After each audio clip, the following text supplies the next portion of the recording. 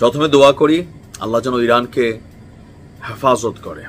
ইরানের আরো সতর্ক হওয়া উচিত, কারণ আপনি যখন শত্রুপক্ষকে ঘায়েল করছেন, এই শত্রু কিন্তু একা না, দৃশ্যত একা, কিন্তু পেছনে পুরো ইউরোপ, পুরো আমেরিকা তারা কিন্তু সমর্থন জুগিয়ে যাচ্ছে মেশিনারিজ দিয়ে। কারণ ইতিমধ্যেই তথ্য আসছে প্রথম ধাপে যেদিন ইরানের অভ্যন্তরে ইসরায়েল অভিযান চালিয়েছে, আমেরিকা বেশ কিছু মেশিনারিজ এর আগে গোপনে ইসরায়েলকে সহায়তা করেছে। এর পাশাপাশি মধ্যপ্রাচ্যে থাকা তাদের যে বিভিন্ন সামরিক ঘাঁটিগুলো, সেখান থেকেও ইসরায়েলি যুদ্ধ বিমানগুলোকে রসদ সরবরাহ করা হয়েছে। এই যখন অবস্থা, যখন ইরান একের পর এক ব্যাটিং করে যাচ্ছে, ইসরায়েল কি চুপ বসে থাকবে? না দর্শক, ইরানের জন্য খুবই খারাপ একটা সংবাদ। তবে আমি মনে করি ইরান এটাকে প্রতিহত করতে হবে, সক্ষমতা দেখাতে হবে। আজকে কিছুক্ষণ আগে ইরানের সামরিক স্থাপনার আশেপাশের এলাকা থেকে সাধারণ ইরানিদেরকে সরে যাওয়ার জন্য আহ্বান জানিয়েছে ইসরায়েলের প্রতিরক্ষা বাহিনী আইডিএফ। বিষয়টা বুঝতে পারছেন তো? ধরেন যে আমাদের একটা ক্যান্টনমেন্ট এরিয়া, তো এইটার আশেপাশে বিভিন্ন বাসা বাড়ি, ব্যবসা প্রতিষ্ঠান, বাণিজ্যিক যে জিনিসগুলো আছে, ওই রকম বসবাসকারী যারা আছে তাদেরকে বলতেছে যে তোমরা এখানের বাড়িঘর ছেড়ে চলে যাও। তার মানে টার্গেট তো বুঝছেন, টার্গেট হচ্ছে ইরানের সামরিক স্থাপনাগুলোতে আবার বড় ধরনের অভিযান চালানোর পরিকল্পনা করেছে আপনার ইসরায়েল।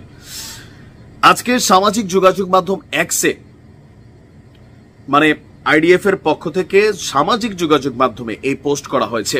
ইসরায়েলি সেনাবাহিনীর ফার্সি ভাষার সোশ্যাল মিডিয়া প্ল্যাটফর্ম থেকে বলা হয়েছে, সকল ইরানি নাগরিকদের প্রতি জরুরি সতর্কতা, যারা বর্তমানে বা অচিরেই সামরিক অস্ত্র উৎপাদন কারখানা এবং এর সহায়ক প্রতিষ্ঠানগুলোর আশেপাশে অবস্থান করছেন, তাদেরকে অবিলম্বে এই স্থানগুলো ছেড়ে চলে যেতে হবে।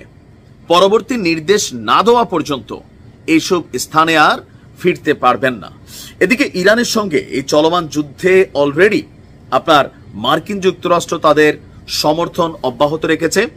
এক ভিডিও বার্তায় আপনার নিহু বলছে, আমাদের শত্রু আপনাদেরও শত্রু হচ্ছে ইরান। এখন এই যে বার্তাটা পাঠাইছে, এটার কি হালকা নেওয়ার সুযোগ আছে? না। ইসরায়েল প্রথম ধাপে যে অভিযানটা চালাইছে, এটা 100তে 1000 সফল হয়েছে। কেন সফল হয়েছে?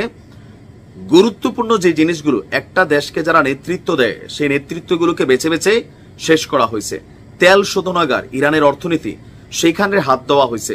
ইরানের মূল যে সামরিক মেরুদণ্ড, পারমাণবিক মেশিনারিজগুলো, ওইখানে টার্গেট করা হয়েছে। এটা ছিল বড় সফলতা।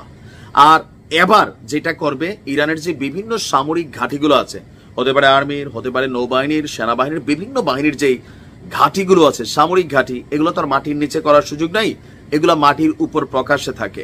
স্যাটেলাইট সিস্টেম থেকে সর্বোচ্চ সহযোগিতা করে যাচ্ছে আপনার কে? আমেরিকা। কারণ স্টারলিংকের কানেকশন একদিকে আপনি ভালো মনে করলেও দিন শেষে কখনো যদি আমেরিকার সাথে পাঙ্গা নেন, তাহলে আপনার কপালে শনি আছে।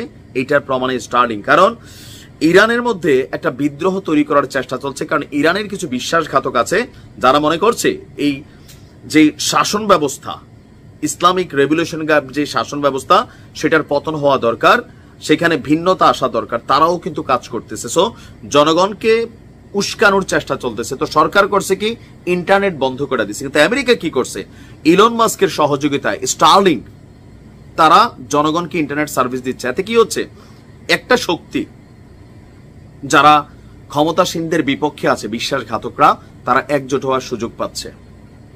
আর ইরানের স্যাটেলাইট গুলো বন্ধ করে দেওয়ার কারণে কি হচ্ছে, যে অনেক কিছু হয়তো দেখার সুযোগ থাকতো না, কিন্তু স্টারলিং এর মাধ্যমে তাদের কাছে তথ্য আছে, কোথায় কি আছে সব আকাশ থেকে দেখতেছে। আল্লাহ ইরানকে হেফাজত করুক। ইরানের উচিত সর্বোচ্চ সতর্কতা রাখা, সর্বোচ্চ। দেখা যাক কি হয় আজকে রাতে।